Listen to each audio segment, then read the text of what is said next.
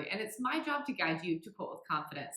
Today I'm quilting this Star Island block in order to show you the 4 ways that you can quilt at home without a long arm quilting machine.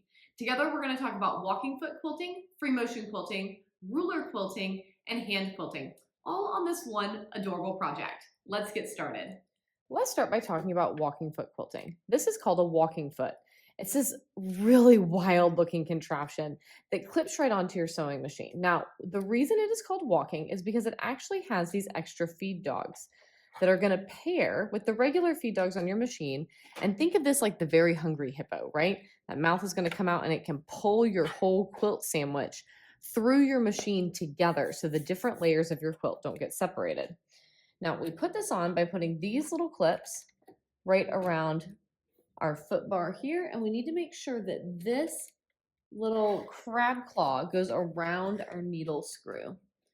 So lift that crab claw up so it will go over the screw, and then wiggle your foot into place and tighten down the screw that holds your. Once you have your walking foot put on your machine, you can slide your quilt underneath, all right? And walking foot quilting is really great for straight lines and for grids, especially on smaller projects or if you're just working back and forth on a larger project. This is a perfect place to start if you're new to quilting and wanting to finish your own quilts for the first time. All right, I'm going to use it to stitch in the ditch around this cream octagon. So I'm going to position my quilt. I'm going to drop my needle. Notice my foot is still up. I'm going to drop my needle and raise it again so that I can bring my bobbin thread through. This allows us to have invisible starts and stops with our quilting. And then we can bury those thread tails later. I'll link a video down in the comments about how to bury those thread tails. Make sure you drop that foot, and then you can begin quilting and just letting that foot chug right along. Notice it is called a walking foot. I'm not quilting very fast. I want to give these feed dogs time to do their work and move that quilt through. When I come to a point, I will raise that foot a little bit and pivot and then continue quilting. And I'm going to go all the way around this octagon just like this.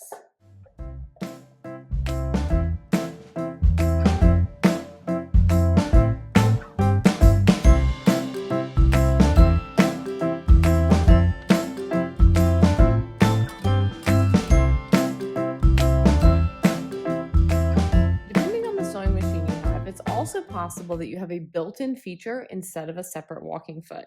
In this case, this Burnett B77 has what's called the even feed. So that's this little black arm back here that I can pop down and click into place, and it has a little feed dog on the bottom of it that has now turned this regular foot into a walking foot. So I can do the same thing, lower that needle, pull the bobbin thread to the top. And this time we're going to go all the way around the outside of these turquoise triangles. Same thing, it's a walking foot, not a running foot. So I want to work at a nice steady pace, nothing too fast. And when I come to the corner, I will hover the foot. In this case, I'm using this knee lift that's off to the side to do that so that I can pivot around the corner.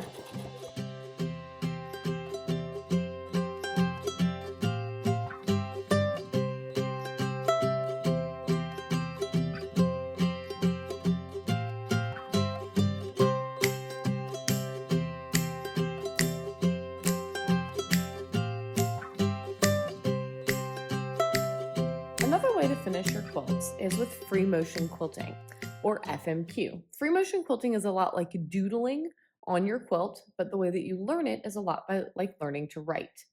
You practice shapes on paper and then you begin to practice them on fabric. Free motion quilting often uses a foot like this called a hopping foot. This is an open-toed hopping foot because this isn't a complete oval. It has that open space at the front. And just like when we put on our walking foot, there's a little bar on this side that you want to go over the needle bar, and then we will tighten our foot screw nice and snug. All right. you'll notice that this foot is much smaller. It's very flat and doesn't have anything that's going to engage with the feed dogs underneath. And that's what's going to allow you to move in lots of different directions. Just as before, we'll put our needle down and back up to grab our bottom thread, and then drop that needle down to where we're going to get started. When I'm free motion quilting, I like to wear gloves.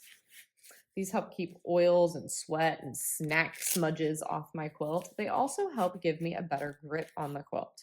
So it's going to reduce hand and arm strain. All right. And then to get started, I'm going to go and I'm going to do a meander all the way around all these little creamy bits, and I'll jump the corners to move from section to section. So this is just going to be a little wiggly line. Like I'm wandering through these little snowy trees here.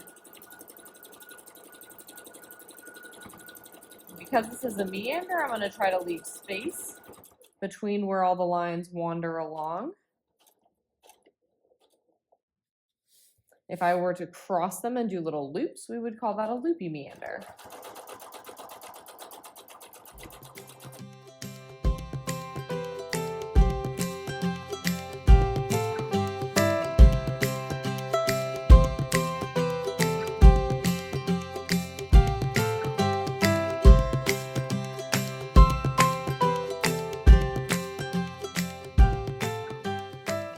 Also free motion quilt with what's called a ruler foot. Now notice this is a closed toe foot, meaning that it is a complete circle, and it has these nice tall edges. And in a few minutes when we talk about ruler quilting, you'll see why that's important.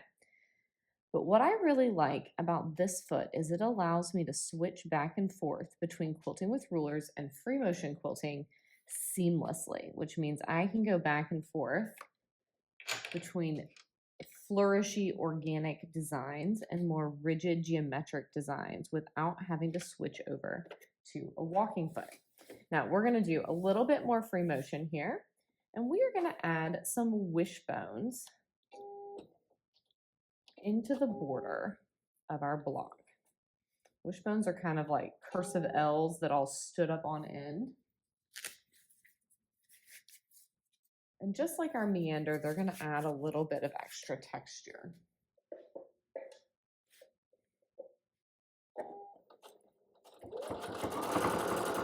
When I'm free motion quilting at the edge of the block, you'll notice I leave a little bit of space. I don't go quite all the way up to the edge of the fabric. That's because at some point this quilt is going to need some binding on it. Go real slow if you've got a big thick bump like that. And I want to have room to put it on.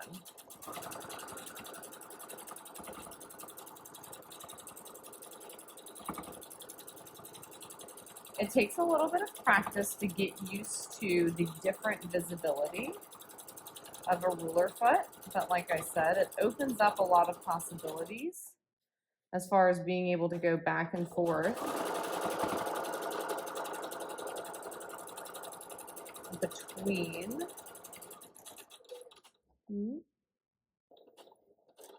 between ruler quilting and free motion quilting.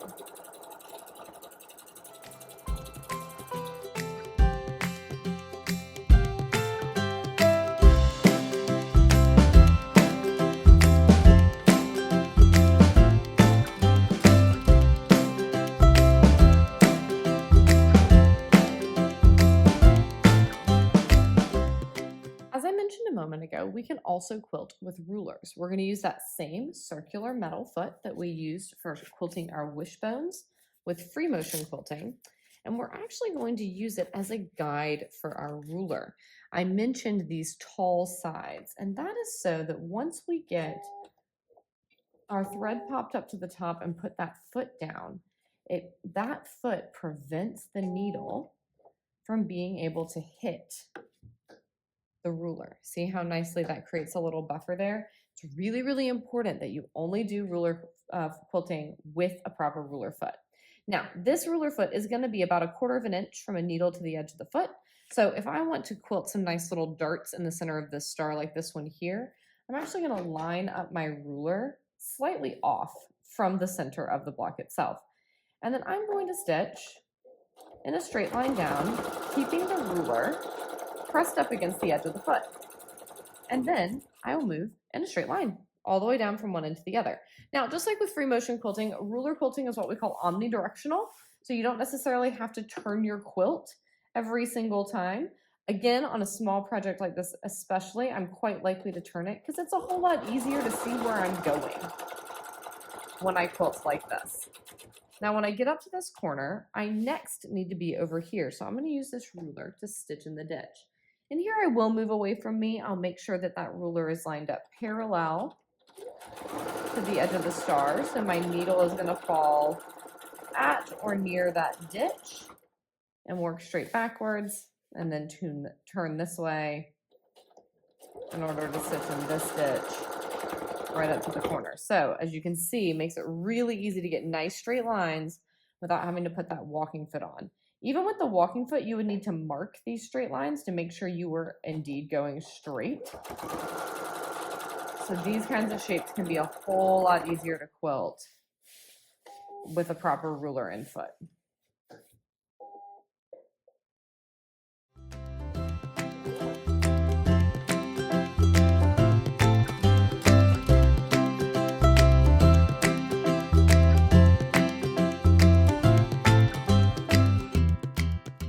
Last but not least, let's talk about hand quilting. As the name implies, we're not actually going to use our machine for the quilting this time. We're going to use a hand sewing needle and thread.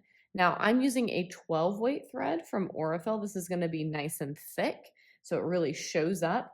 If I'm going to put the bother in to hand quilt something, I really want it to look pretty and add a little bit of extra texture.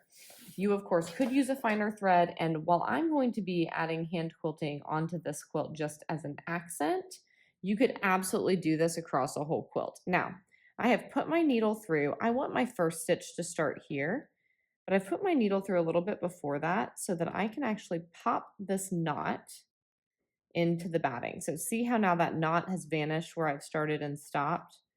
And now I can begin quilting, and I'm going to just rock back and forth, putting several stitches on my needle, and then pull straight through to create that nice little accent. And I'm going to continue this all the way around all these little turquoise squares. You can use this hand quilting technique, like I mentioned, to create lines or shapes all over your quilt and make this your only quilting method. Or you can use it to add an accent like I'm doing here, or you can even use it to stitch on your binding so you get just a little bit of extra pizzazz on your binding. When I use it on binding, I machine stitch to the back. I'm pushing my needle through to get around this corner, so I'm just pushing it through the batting so that stitch isn't visible on the back. I sew my binding onto the back of the quilt and fold it over to the front, and then use this big running stitch to stitch the binding to the front of the quilt, and it creates a lovely little accent. And we're just going to continue all the way around just like this. And there you have it, rock stars. We can use our walking foot, our free motion foot, our ruler foot, and add some hand stitch details in order to finish any project at home on our home machine or by hand. I hope this has inspired you to make a project, and if you would like to make a Star Island block, you'll find a link to this pattern and other resources down below. By the way, don't forget to hit like and subscribe.